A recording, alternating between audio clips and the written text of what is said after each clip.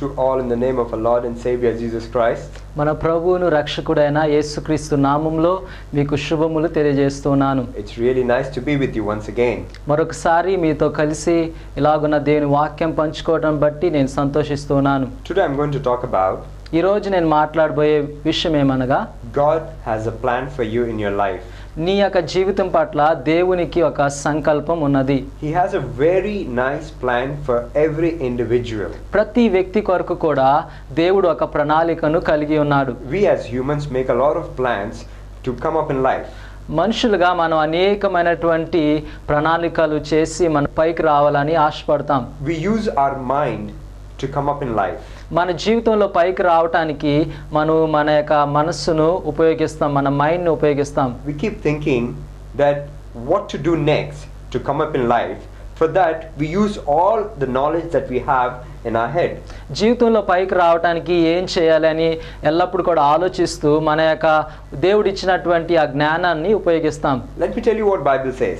అయితే బైబిల్ గ్రంథం ఏం చెప్తుందో చెప్పనివ్వండి. In 1 Corinthians chapter 2 and verse 9. మొదటి కొరింథీ 2వ అధ్యాయము 9వ వచనంలో చెప్తుంది.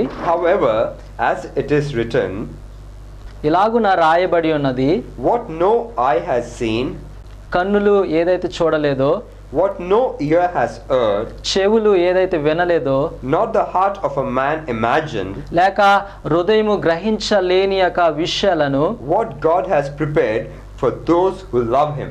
దేవుడు తాను ప్రేమిస్తున్నటువంటి వారి కొరకు దాచి ఉంచినటువంటి మేలులు గొప్పవి.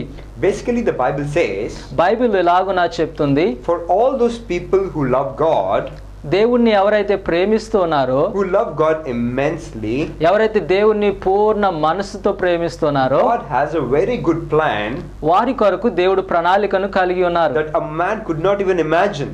మనిషి ఊహించలేనంతగా దేవుడు ప్రణాళికను కలిగి ఉన్నాడు. A man imagination might be very little. మనిషి యొక్క ఊహ చాలా తక్కువగా కావచ్చు. Bible says what no eye can see or no ear can hear, my plan for you is beyond imagination. అయితే బైబిల్ ఏం చెప్తుందంటే మనిషి యొక్క కనులు గాని చెవులు గాని ఊహించలేనంతగా దేవుని యొక్క ప్రణాళికలు మన పట్ల ఉన్నాయి. So it is very important for us to love God so that his plans fulfill in our life. కాబట్టి దేవుణ్ణి మనం ఎంతగా ప్రేమించాలంటే అంతగా ప్రేమించడం ద్వారాగా దేవుని యొక్క ప్రణాళికలు మన జీవితంలో నెరవేరాలి. If we don't love God, ఒకవేళ మనం దేవుని ప్రేమించలేనట్లయితే his plans will not be successful in our life. మన జీవితంలో తన ప్రణాళికలు పూర్తి కావు. It's by your mind that you run your life, but not by God's will. నీవు నీ జీవితాన్ని నీకు ఇచ్చినటువంటి జ్ఞానం బట్టి నువ్వు నడిపిస్తున్నావేమో కానీ దేవుని చిత్త ప్రకారంగా నడిపించట్లేదు. It is very important to know the God's will so that you run your life in a right way. కాబట్టి మన జీవితాన్ని సరైన రీతిలో నడిపించడానికి దేవుని యొక్క చిత్తం తెలుసుకోవడం చాలా ప్రాముఖ్యమైన విషయం. So by now we all understood point number 1, that we have to love God so that his plan will be fulfilled in our life. కాబట్టి మొట్టమొదటి పాయింట్ ఏమనగా మనము దేవుణ్ణి ప్రేమించాలి, తద్వారాగా దేవుని యొక్క ప్రణాళికలు మన జీవితంలో నెరవేరుతాయి. Okay, point number 2, the very important point. రెండో అంశం ఏమనగా if you love God, ఒకవేళ నీవు దేవుని ప్రేమించినట్లయితే you have to follow his commandments. ఆయన యొక్క ఆజ్ఞలను నువ్వు గైకొనాలి. It says in John chapter 14 and verse 15. యోహాను సువార్త 14వ అధ్యాయము 15వ వచనంలో లేఖనాలు ఇలా చెప్తున్నాయి, if you love me, నీవు ఒకవేళ నన్ను ప్రేమించినట్లయితే you will keep all my commandments. నా యొక్క ఆజ్ఞలకు విధేయతను చూపిస్తావు. So if you say you love God and you do not follow his commandments, which means you're not loving him. ఒకవేళ నీవు దేవుని ప్రేమిస్తున్నావు అని చెప్పి ఆయన యొక్క ఆజ్ఞలకు విధేయత చూపించిన లేనట్లయితే నీవు దేవుని ప్రేమించట్లేదు అని అర్థం. So your love should be shown in action, that is through following the commandments what God has given to us. కాబట్టి దేవుని పట్ల నీ ప్రేమ ఎలా చూపించాలంటే క్రియ రూపంగా ఆయన ఆజ్ఞలకు విధేయత చూపించడం ద్వారాగా నీవు చూపించగలవు. In all the commandments I'm going to share few of the points which are very important for us in our daily life. మన జీవితంలో రోజు జరుగుతున్నటువంటి విషయాల్లో దేవుని యొక్క ఆజ్ఞలను గైకొనటం వల్ల దేవుని యొక్క ప్రణాళికలు ఎలాగునైతే నెరవేరుతాయో మనం చూద్దాం. I'm not going to share all the commandments, but I'm going to talk about few commandments to you which God gave to us. నేను అన్ని ఆజ్ఞల గురించి మాట్లాడను కానీ దేవుడు ఇచ్చినటువంటి కొన్ని ఆజ్ఞలను గురించి మాట్లాడతాను. But I want you to read the Bible and go through it when you have a free time. That is in chapter Exodus chapter 20 from verse 1 to verse 18 you will find all the commandments. అయితే మీరు నిర్గమకాండము 20వ అధ్యాయము 1 నుండి చూసినట్లయితే దేవుడు ఇచ్చినటువంటి పదాజ్ఞలను మీరు చూస్తారు. మీకు సమయం ఉన్నప్పుడు మీరు చదవవలసిందిగా నేను కోరుతూ ఉన్నాను. I'm going to share few among them. అయితే వాటి నుండి కొన్ని విషయాలను నేను చెప్పాలని ఆశపడుతున్నాను. Firstly, మొట్టమొదటిగా in Exodus chapter 20 and verse 3 it says like this. నిర్గమకాండం 23లో ఇలాగున లేఖనాలు చెప్తూ ఉన్నాయి. You shall not have any other gods before me. నేను తప్ప వేరే దేవుడు ఎవ్వరు కూడా నీకు ఉండకూడదు. I see a lot many people when they come to Christianity, నేను అనేక మందిని చూస్తూ ఉంటాను. ఎప్పుడైతే వారు క్రైస్తవంలోకి వస్తారో they come for a benefit. వారు ఏదో పొందుకోవడానికి వస్తారు. So when you go to their house, you can find all the idols, and one of the idols is Jesus' photo. కాబట్టి వారు ఇంటికి వెళ్ళినప్పుడు మనం అనేకమైన విగ్రహాలను చూడవచ్చు. అయితే వాటిలో యేసు ప్రభు యొక్క విగ్రహం కూడా ఒకటై ఉంటుంది. It is so sad to see the picture of Jesus among them. కాబట్టి వారందరిలో కూడా యేసు ప్రభు యొక్క ఆ చిత్రాన్ని చూడటం చాలా విచారకరమైన My విషయం. dear brother and sister, the Bible says you shall not have any other gods before me. కాబట్టి ప్రియమైన సహోదరి సహోదరుడా, దేవుని యొక్క వాక్యము చెప్తుంది ఏంటంటే నేను తప్ప వేరే దేవుడు నీకు ఉండకూడదు. You shall have only one God, and our God is our Savior. You cannot have 10 gods, and among one, our God, you cannot put our Christ's picture in between them. It is a sin. నీవు మన దేవుని తప్ప లేక యేసు ప్రభుని తప్ప వేరే దేవుని కలిగి ఉండకూడదు. ఒకవేళ వాటిలో ఆ 10 మందిలో యేసు ప్రభు కూడా ఒక భాగంగా ఒక చిత్రంగా విగ్రహంగా ఉన్నట్లయితే నీవు దేవుని యొక్క ఆజ్ఞను పాటించట్లేదు, దేవుని ప్రేమించట్లేదు. The reason why you're not able to be successful in your life is because you're not loving God truly with your whole heart. నీ జీవితంలో నీవు అలాగున్న పైకి రాకపోవటానికి కారణం ఏంటంటే నీవు దేవుణ్ణి సంపూర్ణంగా ప్రేమించట్లేదు. You have to only worship God. నీవు ఆయన మాత్రమే ఆరాధించాలి. I see a lot many people telling me all gods are the same. అనేక మంది చెప్తూ ఉంటారు అన్ని దేవుళ్ళు ఒక్కడే అని చెప్తూ My ఉంటారు. dear brother and sister, all gods are not the same. నా ప్రియమైన సహోదరి సహోదరుడా, అన్ని దేవుళ్ళు ఒకటి కాదు. There is only one God, real God, that is our Lord. ఒకే ఒక దేవుడు ఉన్నాడు, ఆయన నిజమైన దేవుడు, ఆయన యేసు ప్రభు అయి ఉన్నాడు. And if you want to go to heaven, it's only possible through him. అయితే నువ్వు పరలోక రాజ్యానికి వెళ్ళాలని ఆశపడినట్లయితే యేసు ప్రభు తప్ప వేరే దేవుడు లేడు. So please keep in mind, when you worship our God, you have to worship wholeheartedly and only him. కాబట్టి ఇది జాగ్రత్తగా నీ మనసులో ఉంచుకోవాల్సిందిగా కోరుతున్నాను. నీవు దేవుణ్ణి సేవించినప్పుడు ఆరాధించినప్పుడు ఆయన మాత్రమే అలాగనే సంపూర్ణంగా నీ హృదయపూర్వకంగా ఆయన్ని ఆరాధన చేయాలి. And that's when you can expect something from God. Otherwise, don't even expect. అప్పుడే నీవు దేవుడి నుండి ఏదైనా పొందుకోవడానికి ఆశించగలవు. లేనట్లయితే దయచేసి ఆశించవద్దని నేను కోరుతూ ఉన్నాను. And I would like to tell you one more important thing. మరొక ప్రాముఖ్యమైన విషయం చెప్పాలని ఆశపడుతున్నాను. In the same chapter, verse 8, అదే అధ్యాయంలో 8వ వచనంలో మనం చూస్తాం. it says, remember the Sabbath day by keeping it holy. అయితే ఇక్కడ దేవుని వాక్యం ఏం సెలవిస్తుందంటే ఆయన యొక్క ఆ యొక్క పరిశుద్ధ దినాన్న అది జ్ఞాపకం చేసుకొని పరిశుద్ధంగా ఉంచాలని చెప్తుంది. How many of us every Sunday attend the church?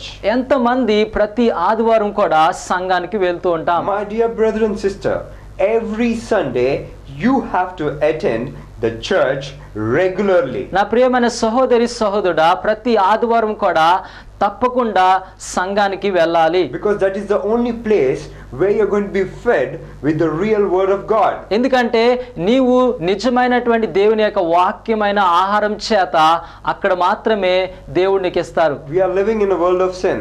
మనము పాపంతో నిండిన లోకంలో జీవిస్తున్నాం. It is very difficult to survive all the temptations. ఈ లోకంలో ఉన్నటువంటి శోధనలన్నీ జయించడం చాలా కష్టం. So you want to face the temptations? It's only possible when you go to church regularly and when you listen to the word of God and you live in it, so that you be encouraged thoroughly. కాబట్టి శోధని తప్పించుకొని విజయవంతమైన జీవితాన్ని జీవించాలంటే నువ్వు సంఘానికి వెళ్ళినప్పుడు అక్కడ దేవుడు నీకు దేవుని వాక్యం ద్వారాగా ప్రోత్సహించి నువ్వు పాపం నుండి తప్పించుకోవడానికి, పారిపోవడానికి, విజయవంతమైన జీవితం జీవించడానికి దేవుడు నీకు సహాయం చేయను. So that is very important that every Sunday you have to go to your respective churches to build yourself up in faith. కాబట్టి ప్రతి ఆదివారం కూడా మీ యొక్క స్థానిక సంఘానికి వెళ్ళి మీ విశ్వాసాన్ని కట్టుకొని విశ్వాసంలో దినదినము అభివృద్ధి చెందాలి. Have you ever realized that when you don't go to church you keep losing a lot of things? ఎప్పుడైనా మీరు ఆలోచించారా ఒకసారి మీరు సంఘానికి వెళ్ళలేనప్పుడు ఏం జరుగుతుందో? చాలా విషయాలను కోల్పోతూ ఉంటాం. You might think today I have a picnic with my friends. మీరు అనుకోవచ్చు ఈ రోజు నేను స్నేహితులతో పిక్నిక్ వెళ్తాను, Or I got up late. లేక నేను చాలా లేట్గా లేచాను, I have important works. లేక చాలా ప్రాముఖ్యమైన కార్యం ఉంది, I have business deals. లేక నాకు వ్యాపారం డీల్స్ ఉన్నాయి, I have to go to office. లేక నేను ఆఫీస్ కి వెళ్ళాలి. My dear brother and sister, Na- on Sunday you are not supposed to do anything. నా ప్రియమైన సహోదరి సహోదరుడా, ఆదివారం దినాన్ని వచ్చినప్పుడు ఏ మాత్రం కూడా ఏ కార్యాల్లో మీరు పాల్గొనకూడదు. In fact, not only you, the Bible says not even your maid servant should come to work on that day. అయితే నువ్వు మాత్రమే కాదు కానీ నీ ఇంట్లో పనిచేసేవారు కూడా ఆ రోజు రాకూడదని దేవుని వాక్యము And సెలవిస్తుంది. if you're a boss to the company, you should not allow any workers to work on that day. ఒకవేళ ఒక కంపెనీకి నువ్వు పెద్దగా లేక బాస్ గా ఉన్నట్లయితే ఆ రోజు ఎవరిని కూడా పని చేయనివ్వకూడదు. You should let people know that this day is important and every individual should attend church so that he grows high in the spirit. నువ్వు తెలుసుకోవాల్సింది ఏంటంటే ఆ యొక్క దినము పరిశుద్ధమైన దినము, ప్రతి ఒక్కరి కొరకు కూడా ప్రాముఖ్యమైన దినము, అందరూ కూడా ఎదగాలి అని నువ్వు తెలుసుకొని ప్రతి ఒక్కరు కూడా స్వేచ్ఛనివ్వాలి. Please question yourself. How regularly are you going to the church? ఒక్కసారి మనల్ని మనం పరీక్షించుకొని ప్రశ్నించుకుందాం, ఎంతగా మనము తప్పకుండా సంఘానికి వెళ్తున్నాం. If you say you love God and you do not go to church, my dear brother and sister, which means you're not loving God truly. ఒకవేళ నేను దేవుణ్ణి ప్రేమిస్తున్నాను అని చెప్పి సంఘానికి వెళ్ళలేనట్లయితే దాని అర్థం ఏంటంటే నీవు దేవుణ్ణి సంపూర్ణంగా ప్రేమించట్లేదు. Okay, and the very next important thing I would like to share right now is, it's in the verse 12, same chapter. It says, honor your father and your mother so that you may live long in the land the Lord your God is giving you. అలాగనే 12వ వచనంలో ఒక ప్రాముఖ్యమైన కార్యాన్ని విషయాన్ని మనం చూడవచ్చు. అక్కడ ఏంటంటే నువ్వు దీర్ఘకాలము జీవించినట్లు నీ తల్లిదండ్రులను సన్మానించమని దేవుని యొక్క వాక్యము సెలవిస్తుంది. It is very important to respect your father and your mother. నీ యొక్క తల్లిదండ్రులను సన్మానించటము అన్నది చాలా ప్రాముఖ్యమైన ఆజ్ఞ ఉన్నది. The Bible never mentions love a good father or love a good mother. Bible ఎప్పుడు కూడా ఒక మంచి తండ్రిని మంచి తల్లిని ప్రేమించమని చెప్పట్లేదు. Whatever situation your father is in, నీ యొక్క తండ్రి ఎటువంటి పరిస్థితిలో ఉన్నప్పుడు కూడా, whatever situation your mother is నీ in, తల్లి ఎటువంటి పరిస్థితిలో ఉన్నప్పటికీ you have to love your father and your mother. నీ యొక్క తల్లిని నీ తండ్రిని నువ్వు తప్పకుండా ప్రేమించాలి. This is what Bible says. అదే బైబిల్ చెప్తుంది. I'm very sad to say, even in one of my previous message, I shared this with you all. నేను నా యొక్క గతంలో నేను చేసినటువంటి ప్రసంగంలో కూడా నేను చెప్పాను, A lot of old age people, they are left in an old age home. అనేక మంది వృద్ధులను ఏం చేస్తున్నారంటే ఓల్డ్ ఏజ్ హోమ్స్ లో ఈ రోజుల్లో పెట్టేస్తున్నారు. And if you get to see the children, they're highly educated, living in a very good lifestyle, in a good house and good surroundings. But if you see the parents, they live in an orphanage. ఒకవేళ ఈ రోజుల్లో బిడ్డలను చూసినట్లయితే వారు మంచి ఇంట్లో ఉంటున్నారు, మంచి ఫెసిలిటీస్ పొందుకొని ఉంటున్నారు, కానీ వారి తల్లిదండ్రులను ఓల్డ్ ఏజ్ హోమ్ లో పెడుతూ You're ఉన్నారు. not respecting your father and mother. నీ తల్లిదండ్రులను నీవు సన్మానించట్లేదు. That is very sad, my dear brother and sister. నా ప్రియమైన సహోదరి సహోదరుడు, అది చాలా విచారకరమైన విషయం. You might ask me a question. మీరు నన్ను ఒక ప్రశ్న అడగొచ్చు. My parents did a lot of harm to me. నా యొక్క తల్లిదండ్రులు నన్ను చాలా హాని చేశారు. I struggled myself when I came up. నేను చాలా కష్టపడి నేను పైకి వచ్చాను. And today whatever I am, it's only because of my hard work. You might think. ఈ రోజు నేనేమై ఉన్నానో అదంతా కూడా నా యొక్క కష్టార్జితం అయి ఉన్నది, నా యొక్క జ్ఞానమై ఉన్నది అనుకోవచ్చు. I keep seeing a lot of people who say, I worked hard for whatever I am today. అయితే అనేక మంది ఇలా చెప్పడం నేను విన్నాను, నేను బాగా కష్టపడ్డాను కాబట్టి ఈ రోజు ఏమై ఉన్నాను, నేను కష్టపడ్డాను కాబట్టి అని అంటూ ఉంటారు. They say my father didn't do anything, my mother didn't do anything. I struggled and I came up in life. వారు అంటారు, నా తల్లిదండ్రులు ఏమి చేయలేదు, నేనే కష్టపడి పైకి వచ్చానని అంటారు. I have one question for you. మీ కొరకు నాకు ఒక ప్రశ్న ఉంది. Do you know how you came to this world? మీరు ఎలాగునా ఈ లోకానికి వచ్చారో మీకు తెలుసా? It's only because of your father and mother. కేవలం మీ తల్లిదండ్రులు బట్టే ఈ లోకానికి మీరు వచ్చారు. If they were not there, you wouldn't have been here. ఒకవేళ వారు లేనట్లయితే మీరు ఈ రోజు సజీవంగా ఈ లోకంలో ఉండకపోవచ్చు. It's only through them that you came to this world. వారి ద్వారా మాత్రమే మీరు ఈ లోకంలోనికి వచ్చారు. That one good reason is enough for you to respect them. కాబట్టి వారిని సన్మానించడానికి ఒక మంచి కారణము చాలండి. And now if you're telling me that I love God a lot and you don't love your father and mother, let me tell you, you're a liar. ఒకవేళ మీరు చెప్తున్నారు ఏంటంటే నేను దేవుని ప్రేమిస్తున్నానని చెప్పి మీరు తల్లిదండ్రులను ప్రేమించలేనట్లయితే నీవు అబద్ధికుడు అయి ఉన్నావు. Please respect your father and mother. దయచేసి మీ తల్లిదండ్రులను సన్మానించుడి. Especially in their old age. ముఖ్యంగా వారు వృద్ధాప్రాయంలో ఉన్నప్పుడు Give them good food, cloth and shelter. Treat them like your children. వారికి మంచి ఆహారాన్ని ఇచ్చి వారికి మంచి బట్టలని ఇచ్చి మంచి స్థానంలో ఉంచాలని నేను కోరుతూ ఉన్నాను. Trust me, you'll have a great life. నన్ను నమ్మండి, తప్పకుండా మీకు గొప్ప జీవితం అన్నది లభిస్తుంది. And one more thing I would like to share right now. మరొక విషయం నేను మళ్ళా చెప్పాలని ఆశపడుతున్నాను. That's in verse 14. It says like this. 14వ వచనంలో చెప్తుంది, You shall not commit adultery. మీరు వ్యభిచారం చేయకూడదు అని దేవుని వాక్యము ఆజ్ఞాపిస్తుంది. A lot many people think అనేక మంది అనుకుంటారు adultery means two people getting physical. వ్యభిచారం అంటే ఇద్దరు శారీరకంగా కలవటం అనుకుంటారు. Let me tell you, it's not only that. అయితే అది అలాగున మాత్రమే కాదు.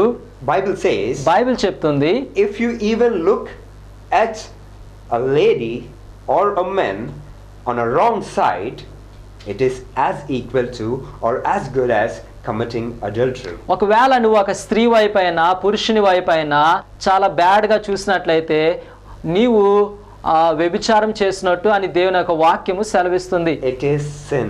అది పాపమై ఉన్నది. My dear brother and sister, నా ప్రియ సహోదరి సహోదరుడా, there's so many commandments. అనేకమైన ఆజ్ఞలు ఉన్నాయి. I don't have much time to share all of them with you. అవన్నీ చెప్పడానికి సమయం లేదు, కానీ But you have to follow them if you love God.